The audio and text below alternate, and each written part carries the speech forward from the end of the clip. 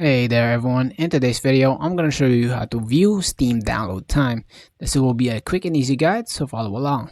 Just before we go ahead and do the video, make sure to like the video, subscribe to the channel with all notifications on, and if you do have any questions during the video, make sure to comment down in the comment section down below and I'll happily answer them for you. So without any further ado, let's get straight to the video. So the first step is basically open up your Steam, hover up to library, don't click on it, click on downloads right over here. As you can see, this is the download section. Now let's go ahead and try to update Mecha Communal right over here as an example.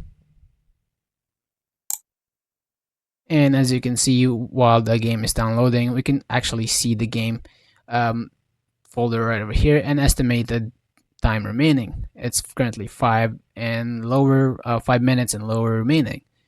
So anyways guys, that's really all for this video, and I hope you guys find this video helpful. Please leave a like on this video if it helped. Have a great rest of your day. Peace.